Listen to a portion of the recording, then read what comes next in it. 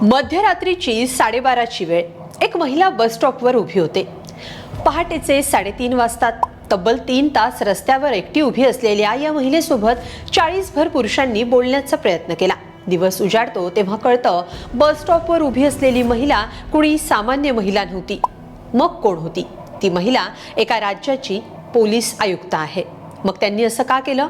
त्या रात्रीत त्यांना काय अनुभव आला? आणि सगळ्यात महत्त्वाचं, हे करणाऱ्या त्या महिला पोलीस आयुक्त आहेत तरी कोण? सगळं सविस्तर पाहूया या व्हिडिओतून. नमस्कार, मी स्वाती पाटील. तुम्ही ही बातमी पाहताय लोकमत.com वर. राज्य तेलंगणा, शहर हैदराबाद, ठिकाण मलकाजगिरी बस स्टॉप.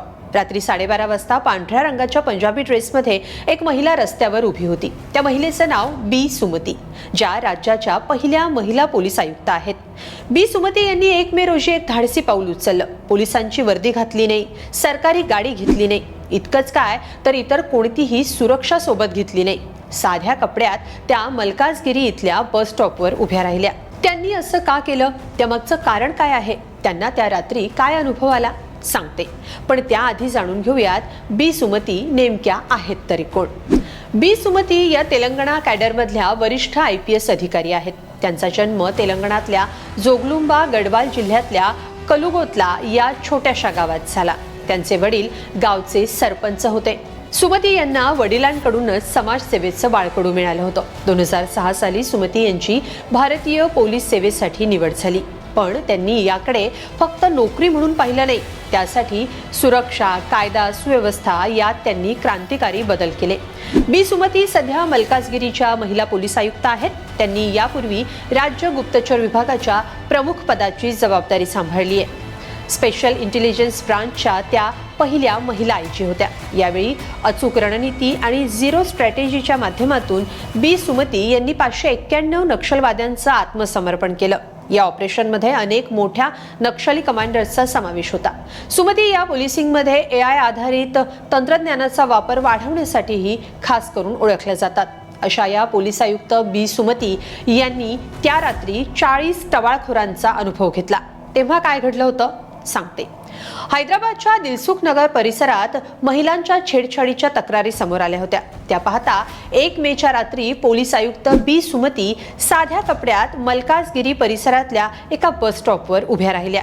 यासाठी त्यांनी रात्री 12:30 ते पहाटे 3:30 या वेळेची निवड केली. या 3 तासांच्या काळात जवळपास 40 पुरुष त्यांच्या जवळ आले. त्यातले काही जण मद्यधुंद अवस्थेत होते, तर काहींनी अंमली पदार्थांचंही सेवन केलं असल्याचं समोर आलं. या 40 जणांमध्ये तरुण आणि विद्यार्थ्यांचाही समावेश होता. पण या बहादरांना हे माहिती नव्हतं की ते ज्या महिलेशी बोलत होते किंवा त्याला त्रास देण्याचा प्रयत्न करत होते, त्या एक वरिष्ठ IPS अधिकारी आहेत. या सगळ्यांसोबत पुढे काय झालं ते पाहण्याआधी पाहूया बी सुमती यांनी हा निर्णय का घेतला. हैदराबाद सारख्या शहरात रात्री अपरात्री एखादी महिला किंवा मुलगी बस स्टॉपवर वाट पाहत असेल किंवा रस्त्यावरून चालत घरी जात असेल, तर तिला कोणत्या त्रासाला सामोरं जावं लागतं, त्यातून पुढे अप्रिय घटना घडू शकतात, याचा प्रत्यक्ष अनुभव घेण्यासाठी बी सुमती यांनी साध्या वेशात इतर महिलांप्रमाणे रस्त्यावर उतरण्याचा निर्णय घेतला. तक्रारी, अहवाल याही पलीकडे प्रत्यक्ष काय घडतं याचा अनुभव घेण्यासाठी बी सुमती यांनी हे धाडसी पाऊल उचललं. पण त्यांनी हे पहिल्यांदाच केलं नाहीये. जवळपास 25 वर्षांपूर्वी सुमती यांनी कारकिर्दीच्या सुरुवातीलाही असंच धाडस केलं होतं. काजीपेठ रेल्वे स्थानक परिसरात त्या DSP म्हणून काम करत होत्या. त्यावेळी सुमती यांनी अशाच प्रकारचं अंडरकव्हर ऑपरेशन राबवलं होतं.